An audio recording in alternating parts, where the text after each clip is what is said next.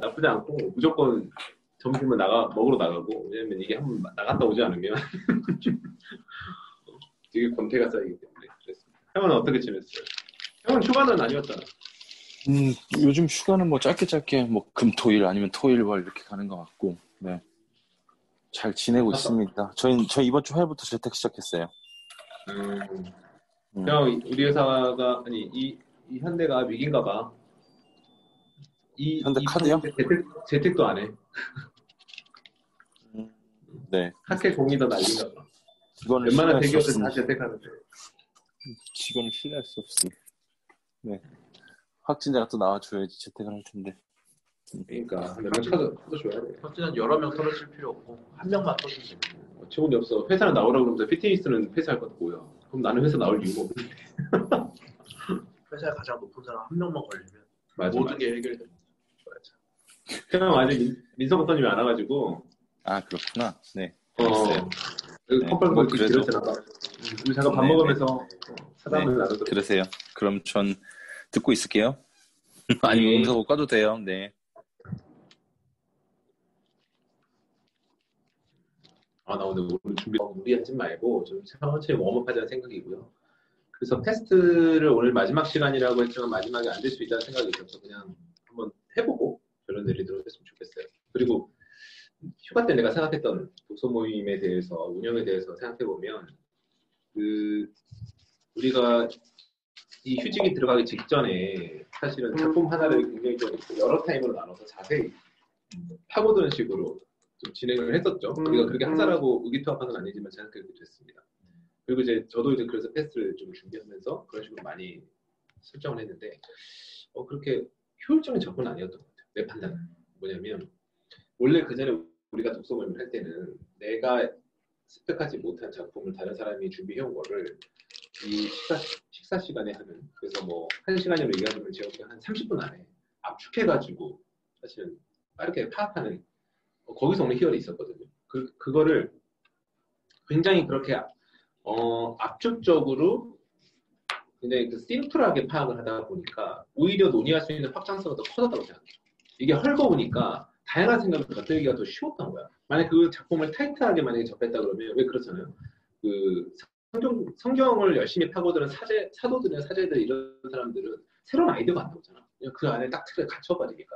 마찬가지로 어떤 작품에 대해서 너무 자세하게 잘게 쪼개서 가다 보니까 전체 파악하기도 좀 어렵고 여기서 우리가 그 생각을 덧대가면서 확장하는 게 굉장히 이 독서 모임의 강점이었는데 확장성도 오히려 좀 떨어지는 면이 있고 그래서 모르겠습니다. 앞으로는 좀 길어질 수는 있지만 그 길어지는 형태가 첫 1시간 혹은 2시간 안에 작품을 다 끝내고 끝내고 여기서부터 길어지는 것은 이 작품으로부터 내가 얻은 화두에 대해서 우리가 얘기하고 싶은 게 있으니 더 얘기해보는 시간은 좀 열어놓고 그 얘기가 끊기면 안 되니까. 그래서 이번에 패스 내가 좀 준비를 할 때 너무 작품 자체를 세밀하게 쪼개다 보니까 사실 깜냥도 안 되는데 그걸 막 파고들려고 하다 보니까 막 딜리버리가 되게 버거워하게 있었던 것 같아요. 그래서 그 점에 대해서 한번 의견 나누고 싶었고 그렇게 가면 사실 우리는 그렇지 않습니까? 이 구약, 신약 다 합쳐서도 우리 30분에 소화할 수 있잖아요. 나는 그런 믿음으로 가요. 이걸 30분에 끊지 않았다는 거는 사실은 준비하는 사람이 잘못한 거고. 왜냐면 완벽하게 하라는 우리는 모두가 생각하지 않잖아요. 욕심이 되게 돼 있죠. 네. 좋아하면. 맞습니다. 네. 저희 너무 몰입이 더 되셨던 것 같아요. 그러니까 사실 오히려 코로나일수록 코로나 아닌 이야기를 했으면 더 좋지 않았을까. 저도 그 생각도 보면 계속 더 피로감이 더 쌓이는 느낌들. 맞아요. 나도 이거 패스 준비하면서 처음에는 되게 막 작품 속의 세상이 내 현실 세상에 그래서 막 그 느낌이 되게 있었는데 이게 코로나 길어지면서 길어지니까 그런 거예요. 내가 이번 휴가 내내 뭐 했냐면 박경리 토지를 읽었거든요. 왜 그러냐면 현실과 멀어지고 싶은 거야. 그게 유의인데. 그래서 박경리 토지를 되게 심취해서 읽었어요. 오히려 되게 옛날 얘기? 근데 너무 동떨어지지 않은 얘기? 하여튼 그랬습니다.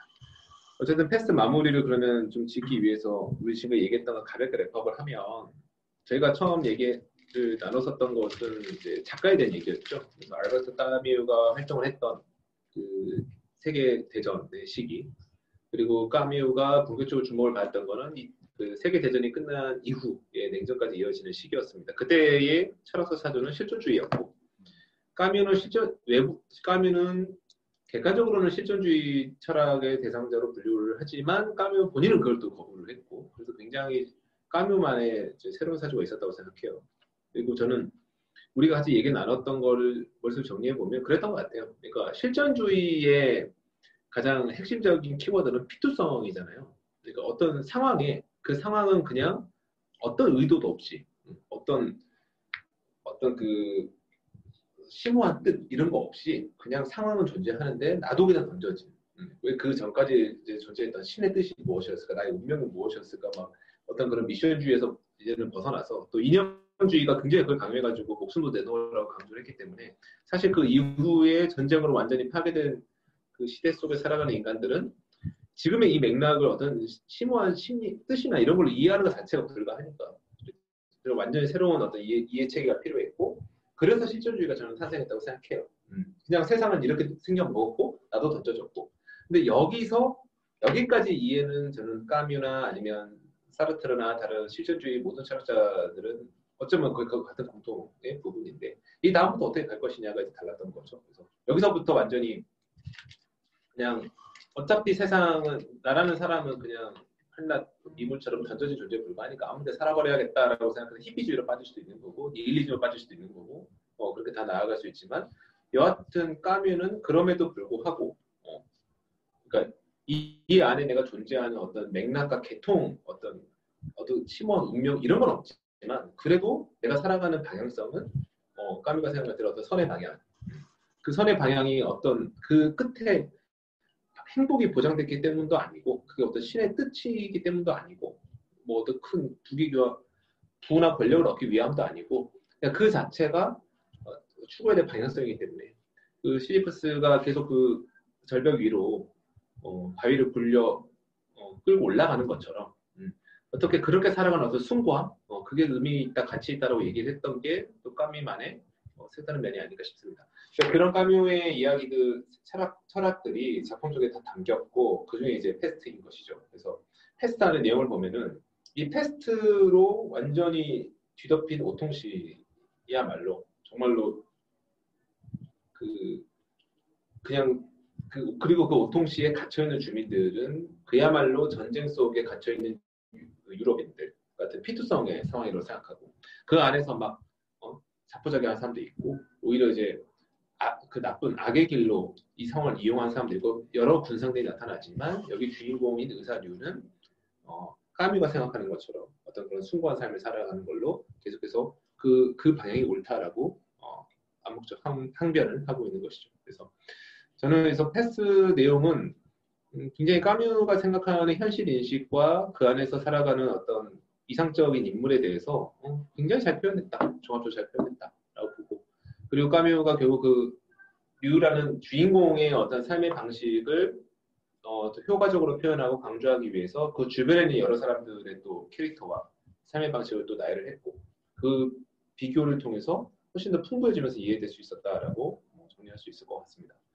그래서 저는 이 코로나와 이제 연결을 짓지 않을 수가 없는데 처음부터 의도가 그랬으니까 그러니까 나는 이 코로나는 사실 코로나라고 하는 거는 저는 주어진 조건이라고 생각해요. 어느 날 갑자기 지금의 인류가 너무나 자존심 상하게도 정말 역사책에 나올 것 같은 이 질병에 지금 전 세계에 막 경제의 4분의 1, 3분의 1이 날아가는 이 어처구니 없는 이거 보면 외계인이 정말 침공했을 것 같은 이런 상황에 맞이한 이런 상황 속에서 우리는 역시 던져진 거죠. 그냥 내가 아무리 이게 억울하고 아무리 어떻게 하려고 해도 마스크 하나에 의지할 수밖에 없으니까 그러니까 결국은 실존주의가 태동했던 그 상황과 굉장히 유사하다고 생각합니다. 그래서 코로나가 다가 아니고 저는 뉴노멀이 핵심이라고 생각해요. 그리고 저는 실존주의가 태동했던 그 시대도 아마 그 시대 사람들은 아마 뉴노멀이라고 했을 것 같아요. 그 전까지 지배하고 있었던 어떤 가치 체계와 정치 체계와 경제 체계 모든 게 다 송두리째 무화되고 새로운 어떤 기준이 필요한 상황에서 여러 대안들이 나오는 동시에 나왔던 게 실존주의니까 그 당시에도 뉴노멀의 시대였고 그래서 어쨌든 시간이 지나면은 그 시기를 그 공백을 채우는 새로운 기준이 등장해서 지금에 왔죠. 지금 코로나 터지면서 또 뉴노멀의 시대가 됐기 때문에 사실은 까메가 있었던 때와 저희가 지금 위치한 상황이 좀 비슷하지 않나 싶습니다. 그래서 저는 코로나는 뉴노멀의 시대인데 이 속에서 우리가 무엇을 기준으로 살아가야 될지를 좀 생각해보는 시간을 갖고 싶었어요, 사실은. 근데 역시나 그 태풍 안에서는 태풍의 피해가 안 보이잖아요. 그래서 사실은 코로나가 좀 지나간 다음에 얘기를 해야 되는 게 맞지 않나 싶은 생각이 있고 하지만 그럼에도 불구하고 우리가 인지하든 인지하지 못하든 이 변화의 그 충격파는 굉장히 크다고 저는 생각을 합니다. 그러니까 제 삶의 패턴도 많이 바뀌었고 우리의 삶의 패턴도 바뀌었고 특히 회사의 모습을 보면은 전 너무 놀라운 정도로 많이 바뀐 것 같아요. 일을 열심히 한다고 그 보직에서 면이 되는 사람이 나타나는 어떤 그런 모습도 있고 막 그러지 않습니까? 보면 야 정말 이게 사실이야? 약간 그래요. 일을 열심히 한다기보다는 오랜 시간을 한다. 일을 윗사람을 위해서만 일하는 사람들이니까 면이 되는 것 같아요. 예. 그리고 물론 이제 성과가 그닥이 없겠죠. 그리고 그 밑에 있는 사람들이 나 이렇게 일시나 못한다고 이제 그래요. 의사표시를 한 것도 있고 뭐 그런 것들이 보이죠. 그리고 막 조직이 막 없어지는 것도 막 많이 보이고 있고 뭐 단기적인 이슈일 수도 있겠지만 주니어가 희귀해진 시대에 여전히 감 못 잡고 주니어 조지는 그런 문화에 익숙한 사람들은 그런 식으로 다 이제 면이 될 수밖에 없는 상황에 직면하지 않을까. 맞습니다. 이제 다음 주가 되면 저희 팀에 시니어가 5명이 되나? 팀에 시니어가 5명 되고 매니저가 3명이 되고 어서가 2명이 되고 진짜 깜짝 놀라요. 그 어서 2명 중에 1명은 이제 계약직이시죠. 이거 뭐냐면 정말로 이 회사는 그야말로 늙은 회사가 됐습니다. 근데 사실 다른 회사도 마찬가지예요. 마찬가지예요. 다른 회사도 여전히 신입공채를 안 하고 있고 진짜 힘들었다는 작년 신입공채 대기업 기준이 400대 1이었는데 올해 기준으로 거의 한 1000대에 가니까요. 뭐 이렇게 흘러가면은 뭐 저는 뭐 방법이 결국에는 이 시니어들을 쳐내야만 회사도 살고 사회적으로 또 살 수밖에 없다. 그러니까 결국 이 지금의 시니어급들이 계속 성장세로만 살아왔잖아요. 근데 이들의 계속 만족을 위해서 밑에 사람들을 희생시키는 구조이기 때문에 맞습니다. 이들의 소득을 줄여놔서 소비를 침체시키고 이들이 가지고 있는 자산을 분배시키는 게 결국 사회의 선순환을 유도하는. 사실 가장 드라마틱한 선순환은 전쟁 같은 거죠. 맞아요. 인구가 다 죽고. 그래서 전 패스트가 아주 긍정적인 역할을 하고 최근에 사실 그 재밌게 보는 게 전쟁사 얘기인데 임진왜란이 굉장한 조선도 그렇고 명나라도 그렇고 청나라도 그렇고 사실은 일본에도 엄청나게 많은 사회적인 변화를 가져왔더라고요. 그때 너무 많이 죽어가지고 특히 조선 같은 경우는 3분의 1이 죽었나? 뭐 네. 어마어마하지 않았어요? 네, 어마어마했죠. 사실은 맞아요. 나는 이제 과거 이제 역사 같은 걸 보면 옛날 이제 과거 역사는 정말 끝을 봤잖아요. 멸족까지 가는 거니까. 근데 세계 역사는 전쟁 역사라고 하니까 그 전쟁 한 번씩 터질 때마다 어마어마한 일이 벌어지잖아요. 막 그 인구 구조가 바뀌는 건 당연한 거고, 그다음에 그 국가의 경계 바뀌고 문화 뒤섞이고 막 청동기 우리가 그 역사내 뭐 그다음에 쉐부치 역사나 이런 것도 사실 전쟁 역사니까. 근데 나는 어쩌면 이 전쟁이 이제 뜸해진 시기부터 사실은 이 숙주가 약해지고 있지 않나 라는 생각도 들어요, 솔직히. 그러니까 변화가 크게 없잖아요, 이제는. 진화하기 힘들죠. 그 변화가, 그러니까 인간의 본성에는 변화를 갈망하는 마음과 안정을 갈망하는 마음 두 가지 공간이 다 있는데, 그 결국은 안정을 갈망하는 마음의 중심으로 이렇게 맺어진 거죠. 피지컬리. 하지만 뭐 이제 그 멘탈리는 사실은 경계가 없이 풀어지니까 우리는 막 굉장히 자유롭다 생각하는데, 하여튼 저도 그런 생각이 듭니다. 그래서 과거 전쟁 역사를 한 번씩 우리가 한번 다뤘으면 좋겠다는 생각도 있어요. 특히 우리가 너무나 익숙지 않은 임진왜란 같은 것들. 재밌더라고요. 임진왜란이 있으니까 그 다음에 달라지지 않았을까? 뭐 어찌됐든 임진왜란 덕분에 광해군이라는 성군도 발견할 수 있었고 맞아요. 그랬었죠. 선조라는 하찮은 임금 따위도 뒤늦게 사라질 수 있는 기회가 됩니다. 그리고 이번 휴가 때 이제 그 아내가 또 가족의식으로 소설을 좀 읽어보고 싶다 그래서 몇 개 설명해주고 좀 찾아보고 하다가 재밌는 걸 발견했어요. 뭐냐면 일본이 엄청난 전쟁을 일으켰다가 패망했잖아요. 근데 일본의 패망의 모습은 그 전의 전쟁 상황과 사뭇 다릅니다. 뭐냐면 핵 2방을 얻어맞고 전 세계에서 적국에게 핵을 쏜 것 사례 딱 2번밖에 없잖아요. 근데 그 2방이 일본에 2군데 떨어진 거고. 그러니까 일본은 사실은 전쟁을 하다가 완전히 지금 쓰러지기 직전의 상태긴 했는데 핵 2방을 맞고 완전히 두 손 두 발 다 들었단 말이죠. 근데 문제는 뭐냐면 원래 전쟁을 일으켰다가 패망을 하면 이 전쟁을 이끌었던 밑에 가리들은 다 사라진단 말이에요.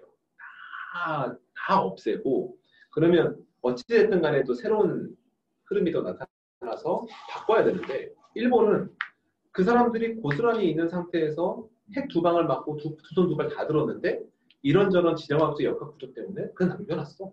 그래서 그때 민석 어선님이 말씀해 주셨던 그 흐름이 나타난 거예요. 본부를 잡고 있던 사람이 패망 이후에 일본의 기득권이 되버렸어.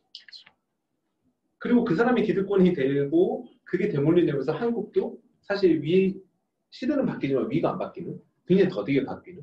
그래서 일본이 사실은 패망한 이후에 그 산업 강국으로 크긴 컸지만 여전히 보이는 여러 가지 구태나 그런 모습들이 전쟁이 주는 그런 선순환이 뭔가 일본에는 영향을 발휘하지 못하면서 뭔가 좀 되게 병리적인 모습을 나타내고 있잖아요 싶은 생각이 들었어요. 그 소설 가시오 이시그로의 소설에 보면 그런 내용들이 굉장히 많이 함의되어 있더라고요. 처음에 잘 몰랐는데 일본이라는 나라에 대해서 가시오 이시그로가 여러 가지 표현을 했는데 그 안에 보면은 철저히 실패로 규정이 됐는데 바뀌지 않고 있어요. 그리고 아무 생각도 없어요. 저는 정말 청일전쟁과 러일전쟁이 정말 소년 등거 아니었을까. 정말 찍었는데 다 맞아가지고 예를 들면 서울대를 간 거죠. 그런 느낌으로. 그러네. 네, 막 인생의 모든 실패를 겪을 때마다 나는 근데 아무것도 없어요. 청일전쟁을 이겼던 나라야. 이러면서 계속 돌아가는 것 같아요. 마치 막 그런 그러니까 결국은 막 그런 자기의 어떤 성공 스토리에 매몰되면 계속 실패를 할 수밖에 없잖아요. 세상은 변하고 전략도 당연히 변해야 되는데 똑같은 말씀하신 대로 핵이 일종의 면죄부를 준 거죠 사실. 맞아요. 핵이 면죄부를 준 거예요 사실. 핵이 면죄부를 준 거고 그러니까 실력이 모자라서 실패한 전쟁이었음에도 불구하고 핵 때문에 졌다라고 맞아요. 위안할 수 있는 이게 문제였어요. 맞아요. 저는 지나와서 보면 미국이 가장 큰 팩착 중에 하나였다고 생각도 들고요. 결국 이 시대까지 이 시기까지 핵으로서 누군가를 살상해본 국가는 미국밖에 없는 거거든요. 사실은 그렇죠. 가장 잔인한 국가. 가장 잔인하고 사실 뭐 그것 때문에 일본인만 죽은 게 아니라 한국인들도 정말 다수가 많이 죽었고. 그러니까 그 미국이 일본에 핵을 쏘고 일본이 얻어 터지고 전쟁이 끝나고 이런 모습 보면은 어렸을 때 우리가 한국인 입장에서 역사를 볼 때 그렇게 생각 안 했는데 지금에 와서 보면 이거예요. 두 건달이 싸움이 붙었는데 한 건달이 그 다른 건달의 부인을 잡아다가 그 앞에서 팬 거야. 그렇죠. 항복 안 하면 숫자하고 죽을 때까지 팬다고. 그러니까 항복을 한 거지. 그러니까 가족 인직을 벌인 거지. 나는 그렇게 봐요. 왜냐하면 그 조사해 보면 그렇더라고요. 사실 미국이 일본에다가 핵 2방을 쏟아부은 거는 독일한테 주는 메시지였다 그러더라고요. 다 세 번, 그러니까 이 다음 핵은 이제 베를린에 떨어진다. 뭐 사실 그런 거죠. 뭐 히로시마랑 나가사키도 역시나 중심지는 아니었기 때문에. 물론 그 전에 이제 독일이 약간 패전 선언하고 그랬지만 사실 1차 대전 끝나고 2차 대전 오고 막 이 과정에 보면 독일에 대한 믿음이라는 게 굉장히 바닥에 비어 있었기 때문에 그리고 독일의 그 당시에 히틀러도 굉장히 약해진 상태에서 그 밑에 있는 졸개들은 또 다른 쿠데타를 일으킬 수 있으니까 사실 유럽 전체에 뭐 그런 나치즘과 파시즘을 가지고 있는 모든 사람들에게 미국이 주는 메시지 그 메시지를 그러면 본토에다 떨어뜨리면 야 거기 사람도 많고 또 힘도 웬만큼 좀 있고 그다음에 문화적 가치가 높고 하니까 가장 안전하게 좀 떨어져 있고 좀 미개한데 한 방 터뜨려서 확실히 본때를 보이자라고 했을 때 일본이 눈에 들어오지 않았나 싶어요. 또 그 당시 또 일본이 너무 심하게 사실 좀 덤벼들기도 했고 그래서 야 결국은 내가 살고 있는 이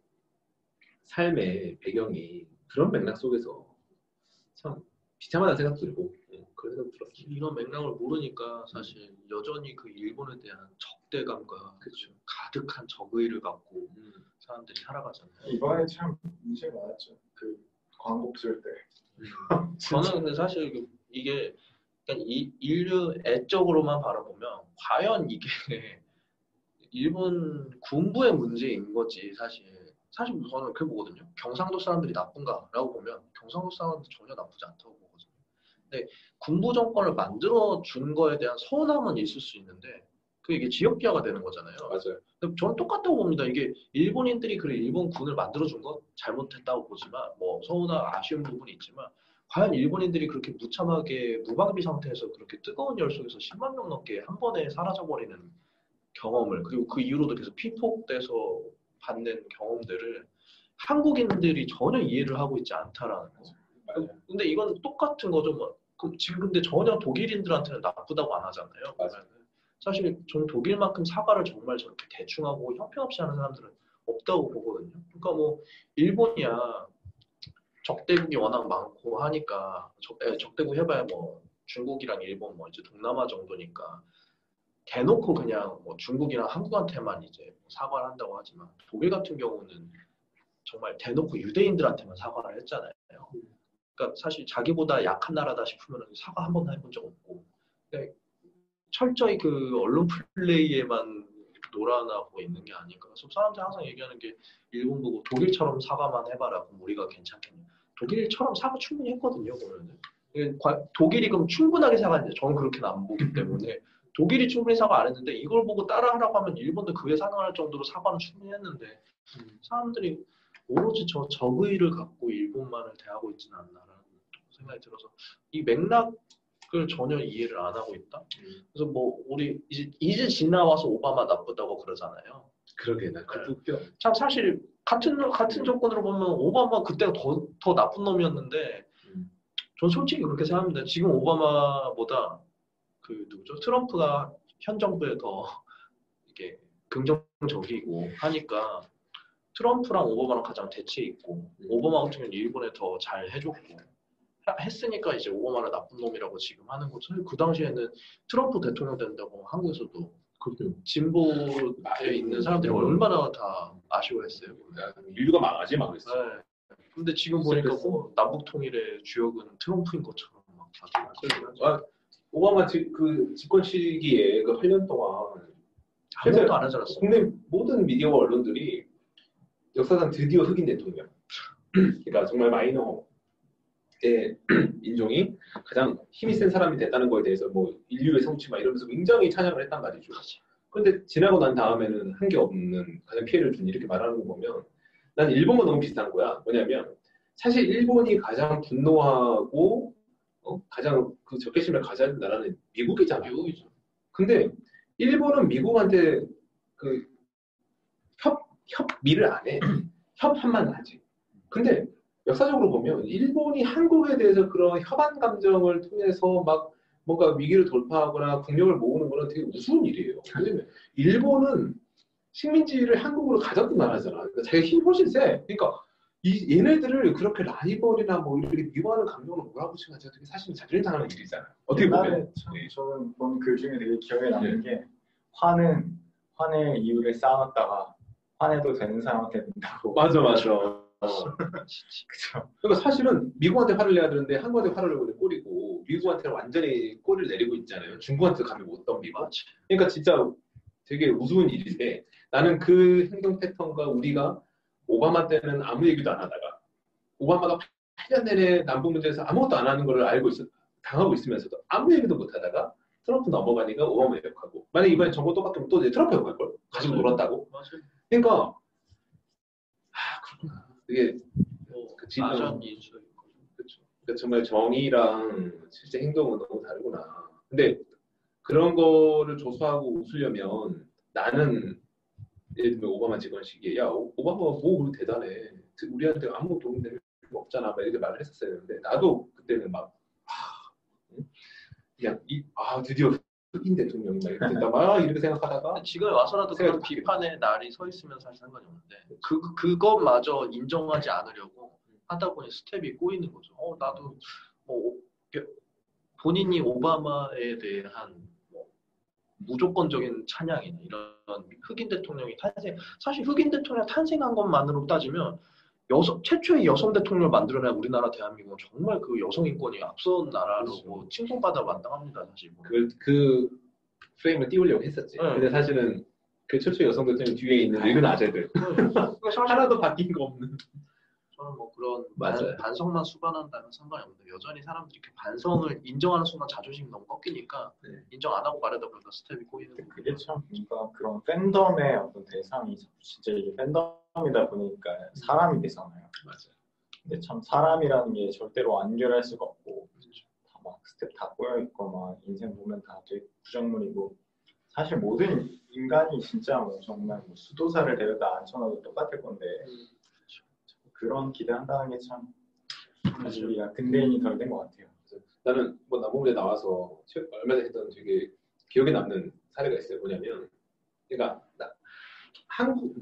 남한 북한 이렇게 얘기하는 북한 얘기하는 거니까 남한과 북한의 어떤 역사를 대하는 호흡의 차이를 느꼈어. 뭐냐면 트럼프가 지금 재선이 되게 어려워지고 있다 보니까 뭐 옥토버 이벤트 서프라이즈 옥토버 서프라이즈라고 그러면서 지금 돌고 있는 얘기가 있다. 그래서 이런 기사가 좀 나왔었어요. 그 중에 하나가 다시 그 북미 회담을 좀 떠들썩하게 해서 그 지도 요즘 코로나 때문에 어쨌든 이쪽으로는 덜파고 안 보이니까 코로나는 백신이 곧 나올 것처럼 어쨌든 블러핑을 하고 트럼프 입장에서는 지금 그나마 이제 외교 실적으로 내세울 수 있는 게 이제 북한이니까 북한 쪽이랑 뭔가 큰 그래서 한번 언론을 뒤덮으려고 하는 그런 액션 플랜이 돌고 있다는 얘기가 이제 워싱턴에서 나왔다. 이 얘기를 우리 쪽에서 언론이 보도를 하면서 뭐 북미 회담 성사되나 그러면서 뭐 잘 되기를 바란다 이렇게 하고 있는데 깜짝 놀란 게 뭐냐면 북한 쪽에 정통한 한 그 전문가가 나와서 얘기하는 게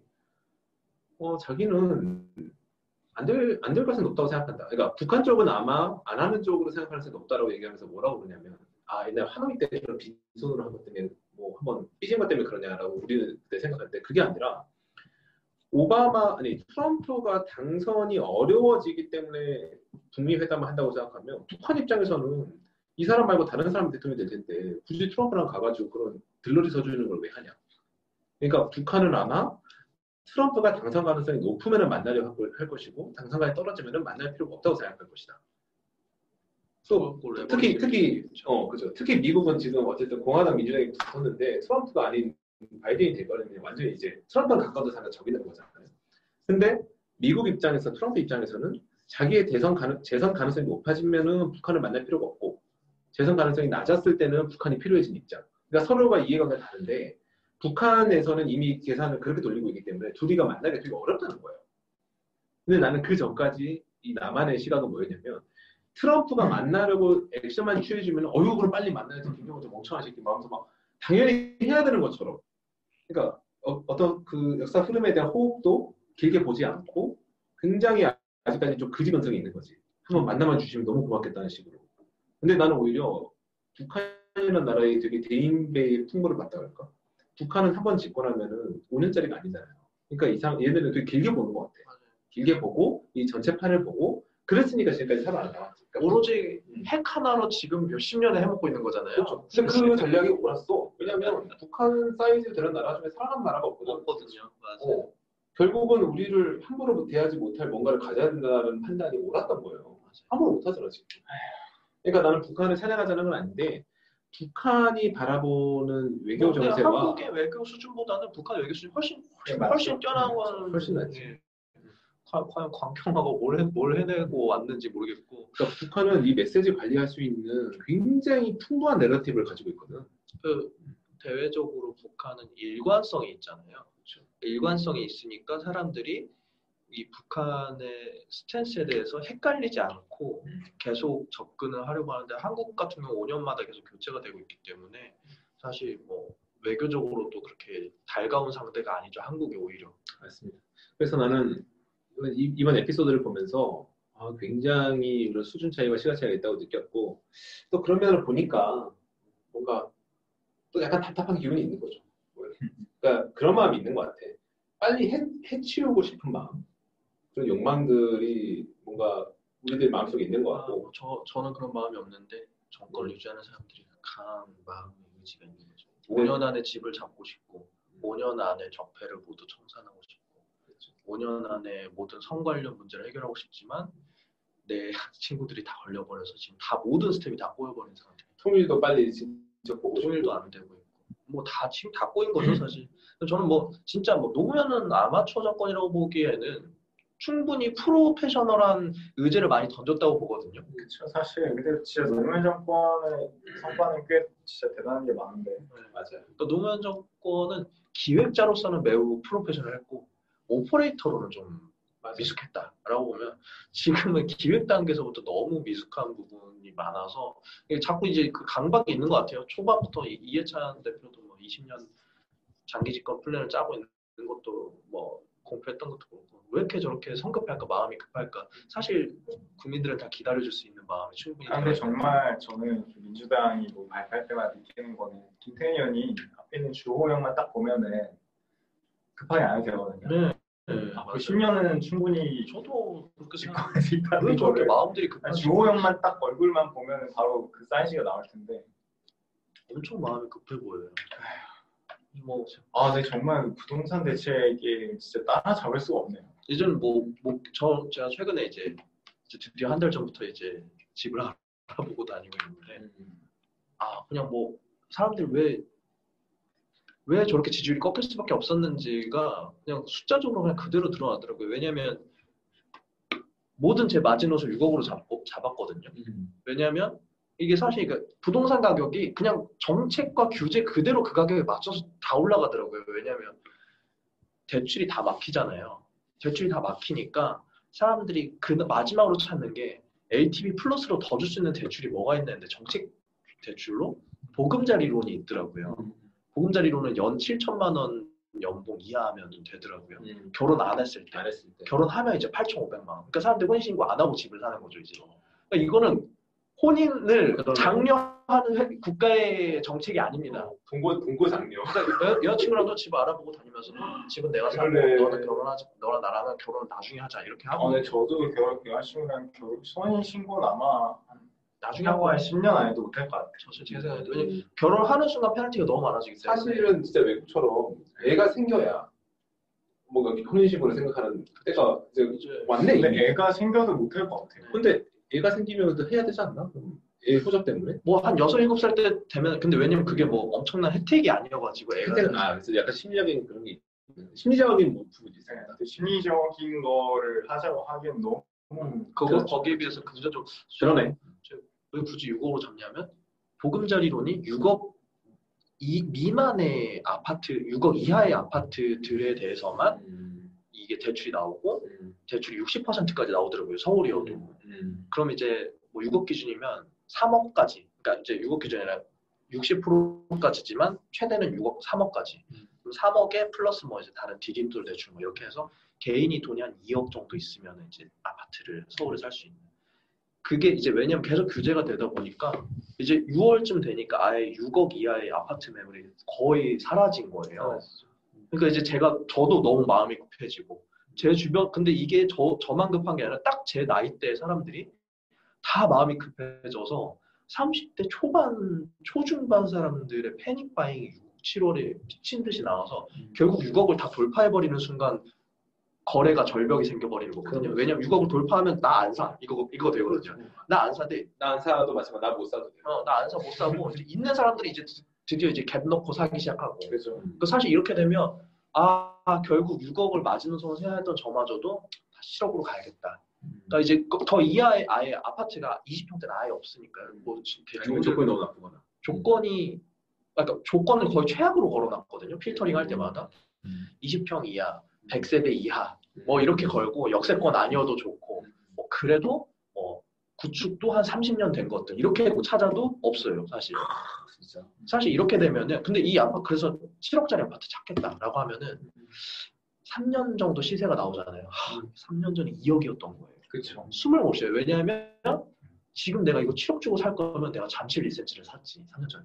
3년 전에 7억이었더라고요. 7, 8억에 잠실 리센치 샀으면 지금 20억 하는 건데. 그 3년 만에 내 삶의 질이 너무 떨어져 있는 거예요. 그래서 근데 좀 생각이 왜 6월부터 저렇게 지지율이 꺾였을까 보니까 6.15 대책 내면서 모든 규제를 다 틀어막아 버리면서 이렇게 된 거거든요. 이게 진짜 문제는 뭔가 약간 정책 목표가 너무 근시안적이에요.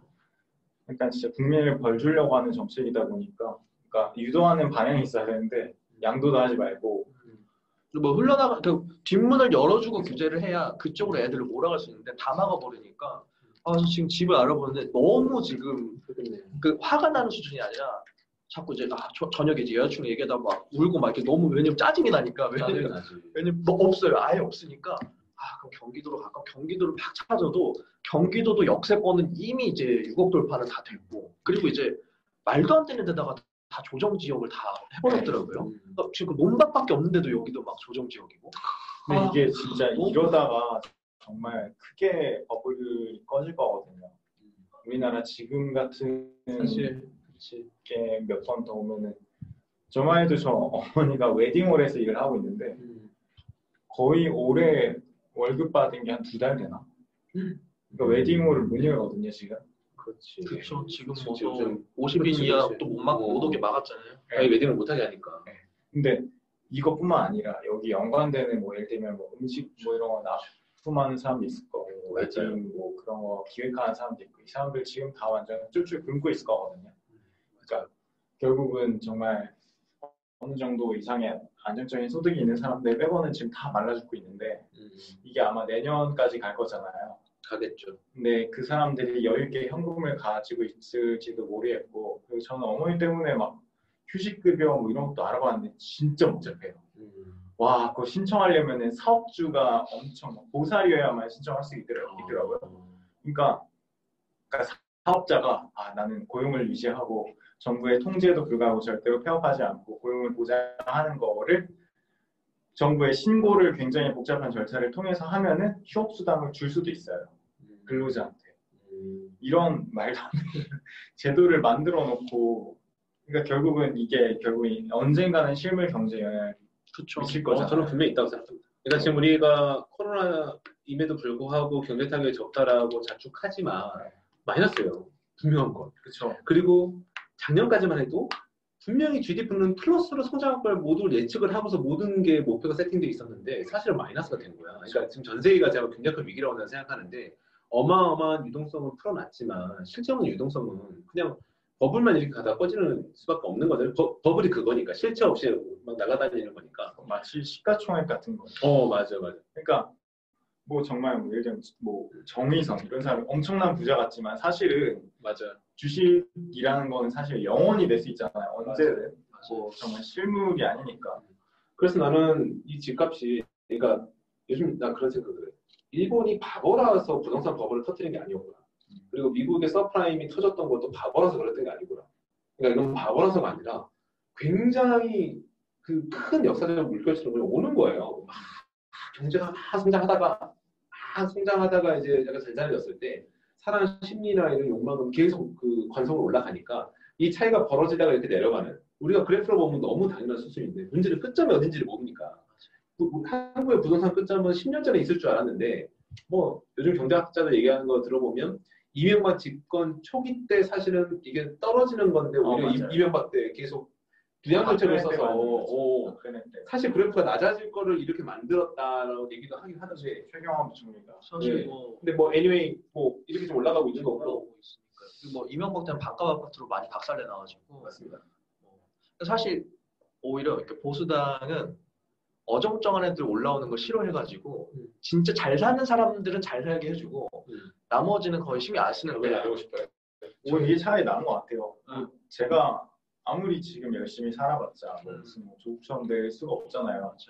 그러니까 사실 민주정권, 이제 진보당은 어떤 사람들이냐면 이 잘 사는 사람들은 어차피 못 건드리니까 이 중산층 사람들, 그러니까 노력해갖고 올라오는 사람들한테 가장 타격이 큰 정책들을 위주로 짜더라고요. 사실 정말 그렇게 다 잡고 싶으면은 사실 진짜 30억 이상 아파트 이상 양도세는 그냥 양도세가 아니라 그냥 초과 이익에 대해서는 다 환수하게 하고 공시지가 현실적으로 다 맞춰가지고 다 환수시켜야 하거든요. 근데 그럴 자신 없잖아요, 보면은.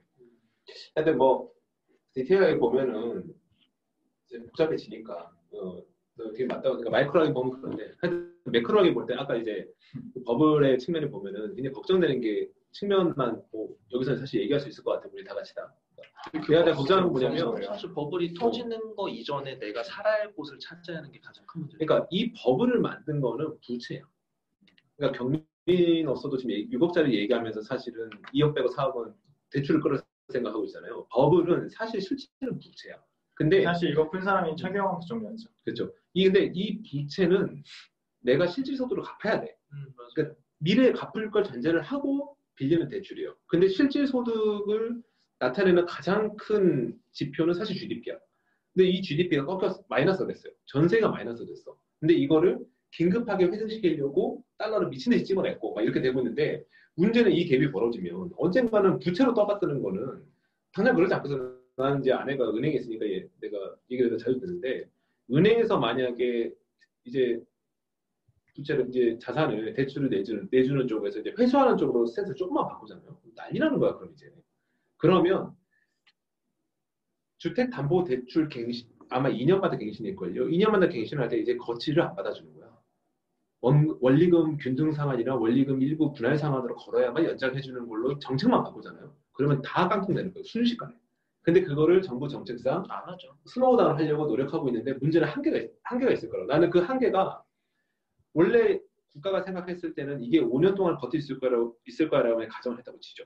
그러면 이 5년 동안 버틸 수 있을 거라고 가정했던 그 기반에는 GDP가 연간 2.5%씩 성장한다는 가정에 깔린 상태에서 계획을 짰을 거라고 추계를 했을 거라고. 근데 코로나라는 게 갑자기 생기면서 대한민국이 그 어떤 나라보다 잘했다고 하지만 마이너스 2%가 돼버린 거야. 그러면 5년 동안 유지하겠다는 그 정책의 안정성이라는 게 코로나 때문에 사실 깨진 거잖아요. 어떻게 보면. 그러니까 나는 그냥 매크로하게 봤을 때 굉장히 심각한 절벽이 올지도 그냥 크라이시스가 올지도 모른다. 그러니까 일본에서 터졌던 버블이 미국에서 터졌고 유럽에서 여러 번 터졌고 근데 한국도 터질 수도 있겠다는 생각이 드는데 문제는 이 여론에 밀려서 계속 정책을 물론 이게 자기들 슬로우다운 한다고 얘기를 하지만 사실은 터졌을 때 폭발력이 더 커지는 쪽으로 정책을 많이 쓰는 건 아닐까라는 걱정이 좀 있어요. 다 조여버린 일이거든요. 뭐 의지만 있다면 전 일본 때랑 우리 때랑 가장 큰 요소는 중국인의 개입의 차이라고 생각하거든요. 이 서울의 매수세의 절대 다수가 중국인들의 매수세가 있기 때문에 중국도 요즘 언젠가 떠받들까 중국. 근데 진짜 중국은 정말 세계를 떠받들어 왔죠. 떠받들어 왔죠. 사실 홍콩의 집값을 올린 것도 중국인이었고 퀘벡의 집값을 올린 것도 중국인이었고 사실 전 세계 제주도도 마찬가지고요. 제주도는 거의 뭐 중국이지. 제주 가면 외국 본 거예요. 사실 그렇게 했는데 이게 2016년, 17년부터는 중국인들이 대거 사기 시작했으니까요. 사실 올해 상반기에도 절대 다수가 중국인들이 매수를 왜냐면 외국인들이 이 주택 취득하는 거에 대한 규제가 거의 없더라고요. 그래요? 네, 그러니까 사실 뭐 중국인들을 부자는 끊임없이 나오잖아요. 그렇죠. 여전히 뭐 그래서 얘네들은 계속 들어오겠구나 싶어서 아니 부동산 카페 들어가면 계속 그러더라고요. 괜찮아요. 우리는 아직 중국 애들이 다 버텨주니까 다 그 얘기하니까 이게 한국 규제만 한다고 다 될 일이 아니라 중국 애들 투자하는 것도 막아야 하는데 그래서 나는 하여튼 뭐 이런 우려나 걱정이 그러니까 나는 내가 원래 생각했던 거 뭐가 달라졌냐라면은 하여튼 GDP가 꺾였다는 게 그러니까 이게 상당히 큰 변수인데 지금은 야 그래도 한국이 OECD 발표한 거 1위야. 그래서 우리가 마치 막 엄청 경제 발전한 것처럼 얘기하지만 그렇게 자화자찬하자 3일 만에 확진자 싹 다 터졌잖아요. 그러니까 근데 그거는 상대평 같고 지금 우리가 살아가는 건 절대평가지. 근데 나는 굉장히 걱정된다. 대체 K-방역이라는 걸 누가 만들어갖고 그렇게 해야 되는지 메시지를 그따위로 내는 거는 이거는 저는 조롱받기 쉽죠. 저는 왜냐면 과연 이게 예전에 신천지 몰아가듯이 또 교회 또 몰아가기 시작했고 이게 근데 진짜로 이거는 언제까지 이렇게 할 건지 모르겠어요. 언제까지 나쁜 놈 찾기, 게이 나쁜 놈 만들기, 저기 신천지 나쁜 놈 만들기, 정광훈 나쁜 놈. 사실 그들이 나쁜 거 맞아요. 뭐 맞아. 게이를 제가 뭐 그들이 그렇게 수칙을 어기고 하는 거 다 잘못된 거 맞는데 걔네들 때문에 폐렴이 터진 건 아니잖아요. 폐렴은 있었고 그들 때문에 집단 다중 시설에서 터진 건 사실이지만 얘네가 0에서 다시 만든 게 아니잖아요. 맞습니다. 끊임없이 무증상 감염자가 있었기 때문에 관리가 안 되는 거였지 사실. 난 이번 정강원 사태에서 내가 제일 분노하는 거는 정확히 같은 지점인데 그래서 그 집회를 막을 수 있었잖아요. 그러니까요. 그러니까 막았어야 했던 거잖아. 근데 뻔히 예정된 그 집회를 그걸 허가해준 법원도 문제지만 그걸 그렇게 진행하도록 만들어놨다는 공권력도 문제고 그래놓고 이제 터졌다고 막 이제 와서 이렇게 얘기하는 게 난 신천지 때는 이해를 그래도 하고 넘어갔어. 왜? 그때는 몰랐잖아. 그러니까 이제 코로나 이런지도 몰랐고 그렇게 신천지 모였는지도 몰랐고 그러니까 모르는 측면이 있었기 때문에 뒤에 가서 급하게 수습하는 거 밖에 답이 없다 생각했지만 이번에 광화문 집회는 난 솔직히 좀 나쁘지 않은 거야. 사실 뭐 광화문 집회 이전에 이미 교회 소모임들이 다 진행이 되고 있었죠. 그러니까요. 7월 중순부터 박능호가 풀어줬잖아요. 그리고 그때 마침 그 광화문 집회 전날에 농하에 가자고 쿠폰 뿌렸잖아요. 맞아요. 저 그 너무 용서가 안 돼요. 그거 지금 링크 타고 들어가면 링크 못 들어가요. 다 지워. 이제야 닫았구나. 뭐 숙박 쿠폰 풀고 영화 쿠폰 풀고 별 쿠폰 다 풀었어요. 저도 덕분에 저기 어디 호텔 한 4만 원 싸게 가는데 갑자기 그것도 바로 중단하더라고요. 그러니까요. 그 역사를 지울 수가 없는 건데 결국은 다. 그러니까 근데 저는 네, 그러긴 해요. 그렇게 해서 터지는 것까지 감수한다면 상관없어요. 왜냐면 저는 경제가 더 걱정이거든요, 사실. 이 걸려서 죽는 건 어쩔 수 없다고 생각해요. 문재인 정부가 막 중국인 안 막았잖아요. 전 그것도 오케이였거든요. 왜냐하면 갑자기 우리가 선제적으로 중국 막아버리면 나중에 코로나 해결됐을 때 중국 애들이 안 와버리면 어떡할까 이런 걱정도 있기 때문에 저는 문재인 정부가 좀 친경제적으로 친시장적으로 풀어놓는 거에 대해서 매우 긍정적인데 자기들이 그거 다 감수할 거 알고 풀어놨으면서 잘못되면 다 남 탓해버리는 거예요. 그러니까 나는 그런 정확히 내가 동의하고 집회도 하나의 자유니까 그 기본권을 막을 수 없었던 어떤 상황 인식이라고 치더라도 왜냐면 우리는 어쨌든 좀 약간 느슨하게 했으니까 그러니까 무조건 조이는 게 난 답이 아니라고 생각하거든요. 하지만 이 집회를 했을 때 확률적으로 문제가 터지면 수습할 수 있는 걸 마련하기 위해서 집회를 만약에 신고를 받아주더라도 거기에 참석하는 명단을 그러면 먼저 제출한 다음에 그 앞에서 실제 그 명단에 맞는 사람을 모여서 집회를 하는지 확인을 한다든지 뭔가 이런 최소한의 예방 조치가 있을 거라고 생각했는데 지금은 터지고 나니까 명단이 없다고 그러죠. 명단이 없으니까 막 다 난리 났어요 지금. 그러니까 이게 아니 어떻게 이러지? 그러니까 K-방역이라고 얘기를 하는 거에 나는 핵심이 이거라고 생각하거든요. 통제된 자유. 그러니까 외국에서는 일방적인 통제를 해버리거나 아니면 일본처럼 아닌 척하면서 그냥 풀어나와가지고 막 그냥 조져버리거나 이렇게 생각했는데 한국은 통제와 자유를 정치를 잘 조합했다고 생각했어요. 그리고 전자명부 하는 걸로 이렇게 출입하게 하는 것도 나는 되게 빠르고 세련됐다고 생각했어. 하지만 이번에 광화문 집회는 조금만 생각을 해봐도 그렇게 하는 걸로 갔을 거라고 생각했는데 왜냐면 신고를 하고 집회를 했잖아. K방역이라고 사실 의료진 다 갈아놓고 사람 못 움직이게 막아놔서 그래갖고 지금 의사들이 지금 완전 난리 났어요. 그러니까 또 의사도 그것도 하고 있잖아요. 파업도 하고 있잖아요. 네, 지금 의사들이 열심히 일을 했는데 받은 게 의대 증원이랑 그렇죠. 의사들은 완전 화가 날 만하지. 화가 날 만하죠. 화가 날 만하지. 희생은 누가 하고. 이러다 보니까 나는 쓸데없는 음모론에 웬만하면 동참하고 싶지 않지만 그 말을 하게 되는 거야. 일부러 광화문 집회가 왜냐면 그 당시에 굉장히 지금 정부의 여론이 안 좋았잖아요. 어쨌든 정광훈 목사가 주도하는 집회에서 코로나가 터지면 다시 민심을 역으로 돌릴 수 있으니까 일부러 그렇게 했다라는 음모론에 왜냐면 막을 수 있었는데 안 막, 그러니까 더 세련되게 할 수 있어. 의도하진 않았으나 뭐 굳이 막으려고 하지 않았다는 이유는 있었을 것 같아요. 그러니까 나는 빗장을 몇 개를 빼는 정도의 어떤 계산은 있지 않았을까라는 얘기에 아니라고 말을 못 하겠는 거야. 그러니까 좀비 때를 내가 푼 건 아니어도 좀비 때가 나갈 만한 데다가 빗장 몇 개 열어놓고 자극 몇 번 하면 나오고 터지게 돼 있으니까. 그래놓고 그 다음에 이런 몰아가는 게 좀 있는 것 같고 확실히 그게 또 열어서 했더니 역시나 흐름이 바뀌었어. 흐름이 또 꺾였어요. 진짜 사람들 너무 단순해 진짜. 근데 그거는 모르겠어요. 그러니까 나는 그러니까 그 점에서 굉장히 안타깝다는 거지. 되게 안타깝습니다. 네. 살집이라도 구할 수 있는 전세 구하기에는 너무. 근데 진짜 문재인 정권 때 30대를 맞은 사람들은 거의 세대적으로 아예 구분을 따로 해놔야 되는 거 같아요. 맞아요. 특히 30대 남성들. 네. 왜냐면 어쨌든 여성 위주의 정책으로 일변도 하고 있기 때문에. 뭐 사실 민석 교수님, 경민 교수님 마찬가지인가? 우리가 옛날부터 그 얘기 많이 했잖아요. 그 김훈의 영자 소설 다루고 그전에도 여러 가지 88만 세대 다루고 하면서 굉장히 위험한 정말 그 독일의 그 네오 나치즘보다 어쩌면 더 위험한 지금 버려진 세대, 너무 버려진 어린 세대. 그러니까 모든 중심이 벌써 정권의 혜택을 따지면 몇십 년째 버려진지 모르겠어요. 나는 우리 회사가 지금 이렇게 올드해지는 것도 인구 구조의 문제가 아니라 청년들의 실업난이 심해진다는 게 누적되고 이렇게 될 수밖에 없는 건데 정말 이렇게 돼버렸어. 그리고 내가 만나는 모든 회사들마다 7개나 있는 회사들마다 다 같은 얘기를 해요. 전부 다 차장과장이래. 대리사원님들이 너무 부족하대. 대리사원님들이 부족한 이유는 그렇게 했기 때문인 거잖아요. 그러니까 나는 이 모든 일들 그리고 지금 말씀하신 지금의 30대를 맞이하는 또 지금의 20대를 달리고 있는 이 모든 사람들의 분노는 어마어마할 것이다. 그리고 그 분노의 감정의 어떤 그 온도가 불과 한 10년 정도 차이 나는 이제는 이제 30대 후, 그러니까 40대에 접어드는 사람, 50대에 접어드는 사람과 굉장히 이 괴리가 커서 그러니까 내가 한 10년 전에 느꼈을 때 한 5, 60대와 나의 그 시각 차이가 너무 커서 이건 차라리 외국인이 편하지 이건 진짜 못 살 수준이다 생각했어요. 그 정도가 100이라 그러면 지금은 500에서 1000 정도 버려져 있을 것 같아요. 왜냐면 지금 정권도 떠받들고 있는 것은 과거의 30, 40대, 지금의 40, 50대잖아요. 그러니까 40, 50대는 지금 친정부적이라는 거죠.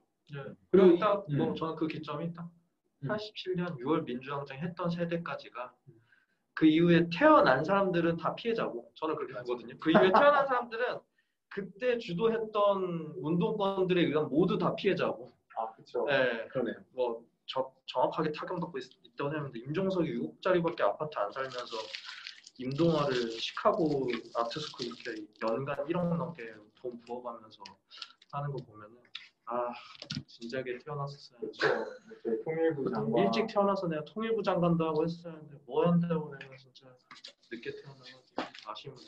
그래서 나는 우리가 이 상황을 어떻게 할 수는 당장 없지만 그래서 마음 급하게 우리가 사실은 두 분은 그 세대에 걸쳐 있지만 항상 우리가 좀 자세히 살펴보고 공감하고는 필요하다고 생각해요. 그러니까 결론은 공감이 필요한 거거든요. 그러니까 마치 여기까지만이라고 생각한 것처럼 단절을 하고 우리가 달려왔어. 난 그렇게 보거든요. 저는 이 공감의 주체가 이 세대에 제외된 세대들의 역할이라고 봐요. 왜냐면 피해는 이 사람들만 다 온전히 맡고 있기 때문에. 그리고 나는 어쨌든 내가 껴안고 살아야 될 내 자식들이 그 세대보다 뒤에도 있잖아. 저는 그러니까 너무 무서운 게 이 세대도 너무 먼데 이 세대는 영원히 희망이 없는 세대입니다. 그 다음 세대의 격세인 세대를 그래서 애를 도저히 못 낳겠어요. 이 세대는 영원히 희망이 없는 세대죠. 저까지는 영끌하고 내가 열심히 갚아서 평생 죽을 때까지 하면 집에 하나라도 있지만 이 세대는 이제 아예 기회가 없을 겁니다. 이제. 그런 측면에서 항상 좀 이 역사의 흐름을 봤으면 좋겠다는 생각인데 지금의 흐름을 나는 봤으면 좋겠다는 생각하고 근데 나는 오늘 어쨌든 패스트 마지막 시간 합시다. 마지막 시간 하면 될 것 같고 이 정도면 다음은 윤석 대리님. 네. 그런데 까뮤도 그 까뮤의 시대의 사람도 다음 세대 미래가 없을 거라고 생각했을 것 같아. 그러지 않아요? 왠지 생각해보면 그때는 지금보다 더 했잖아. 전쟁도 터지고 엉망진창이고 뭐가 저도 다음 세대에 있다고 보는데 그 세대의 형태가 이제 우리가 정상이라고 생각했던 4인 가족의 형태가 아니라 그거는 절대 아닐 것이다. 이제 그냥 부부나 1인 가족 정도? 그게 이제 정상의 맞아요. 형태로 다음 세상은 있겠죠, 당연히. 그러니까 까뮤 이전 시대의 사람들은 유럽도 마찬가지로 알고 있는데 태어난 고장에서 계속 사는 그런 흡사하게 문화가 수천 년 동안 이어졌는데 그 이후의 시대는 사람들이 이제 모빌리티 시대가 돼버렸잖아요. 당연히 살던 곳을 떠나고 나만 해도 지금 고향의 개념이 없거든. 근데 생각해봐요. 한 인간이 항상 내가 그 자리에서 자라왔던 나무처럼 그렇게 살아왔던 인간이 어느 순간부터는 그냥 뿌리가 없는 삶을 사는 게 너무 우리 당연히 느끼지만 그 차이는 굉장히 큰 거잖아요. 다음 세대는 또 다릅니다. 맞아요. 태어난 곳에서 계속 살고 싶죠.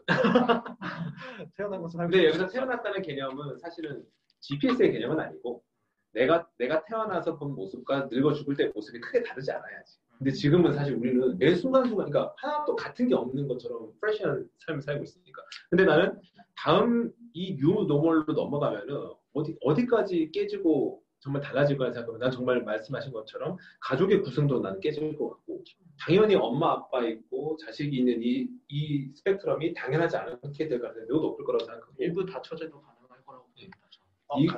시간이 그렇죠. 형 계십니까? 우리 이제 끝나고 가요. 마음 급하게 집을 사야 하는데 형님 수고하셨어요.